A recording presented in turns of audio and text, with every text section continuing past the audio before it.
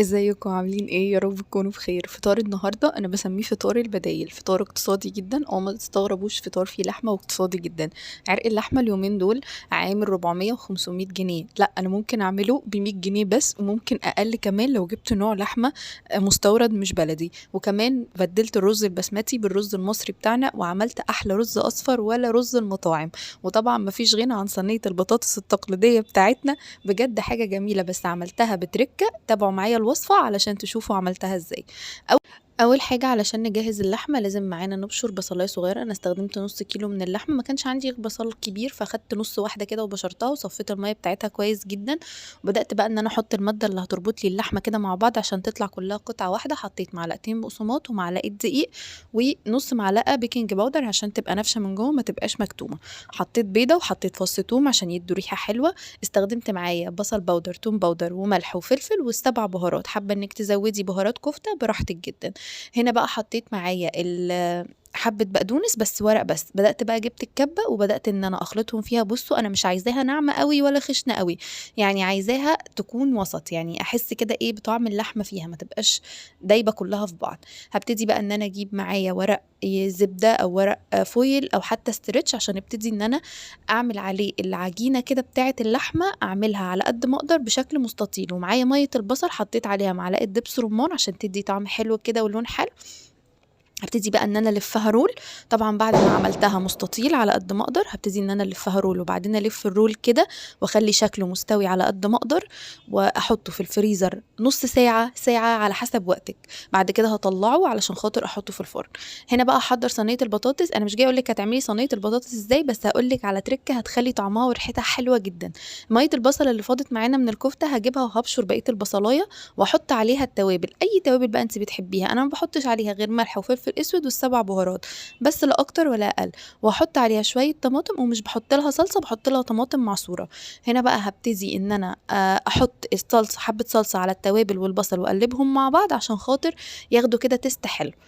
هابتدي بقى ان انا احط الطماطم على الصينيه اللي انا كنت عصراها في الخلاط، وكمان الخلطه اللي هي بتاعه البصل والتوابل حطيت عليها شويه زيت علشان خاطر يدي كده لمعه للصينيه ويخلي البطاطس حلوه كده، ما تبقاش يعني ما تبقاش كلحة كده زي ما بيقولوا تبقى كده فيها لون حلو كده ويديها ايه نفس حلو. هنا بقى هحط عليهم التتبيلة وبعد كده هقلبهم كلهم كويس مع بعض. بتحبي طبعا البطاطس بتاعتك يكون فيها صوص كتير، هتسويها على البوتاجاز كلها على العين من فوق، وبعد كده تدخليها تحت الشواية تاخد لون. بتحبي البطاطس بتاعتك ناشفة كده وحلوة والصلصة كده فيها ما تكونش كتير قوي، هتحطيها على النار يا دوبك تاخد غلوة، وبعد كده تدخليها في الفرن تكمل سواها جواه. عرق اللحمة انا طلعته بعد نص ساعة اهوت على قد ما اقدر. بصوا بحاول برضو ان شكله يبقى ايه، يبقى اسطواني على قد ما اقدر. تمام. جبت بقى الورق اللي كان فيه وحطيته كده على شبكة، والشبكة تحتها صينية، وحاولوا الصينية تكون كبيرة أكبر من الشبكة علشان عرق اللحمة ده بينزل عصارة منه شوية ودهون فما يبهدلكوش الفرن.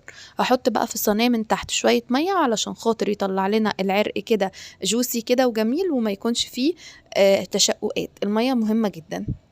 هندخله فرن على درجة 180، هيقعد ساعة ساعة بالظبط، هيطلع زي الفل ومش محتاج أي حاجة.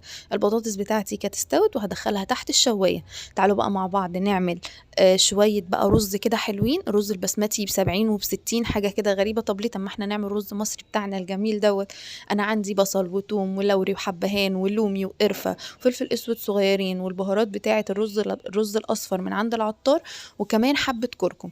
كل التوابل الحلوة دي، ولو حابة تزودي اي حاجة تانية زهرة اليانسون او حبة قرنفل او زر ورد، كل حاجة اللي انت بتحبيه واللي بتفضلي طعمه، بس انا بحبه كده طعمه بيبقى حلو قوي.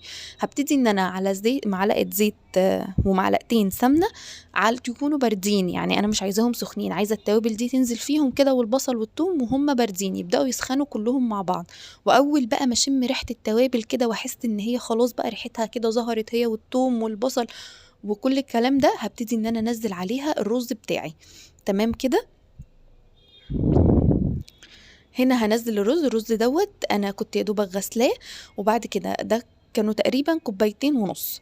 تمام، هنسويه زي ما بنسوي اي رز مصري عادي. هبتدي بقى ان انا انزله كده وان انا اقلبه مع التوابل والبصل والحاجه لحد ما احس ان الميه اللي فيه من مطرح الغسيل نشفت خالص، وان هو كله اتغلف بالزيت والسمنه والتوابل وكله دخل في بعضه. بزوده ميه سخنه مغليه علشان خاطر يستوي ويفلفل معانا. انا هنا كمان شويه زودت شويه كركم، لاني كنت حاسه ان اللون الاصفر مش قوي قوي كده، فزودت شويه كركم عادي على الوش وهو بيستوي. سويه زي اي رز مصري عادي. اول ما يغلي او يشرب الميه بتاعته اقوم مغطيه عليه وسايباه يستوي. طبعا هنا بقى هنعمل له بقى شويه حركات كده وندلعه بقى، نحط له بقى حبه لوز، حبه عين جمل، حبه سوداني. انا اخترت السوداني طعمه حلو ومتوفر وسعره كمان رخيص، بما ان الوجبه اقتصاديه كلها فاحنا استخدمنا السوداني. فحبه سمنه وحبه زيت حمرتهم. ما تحاولوش ان انتوا بتحمصوا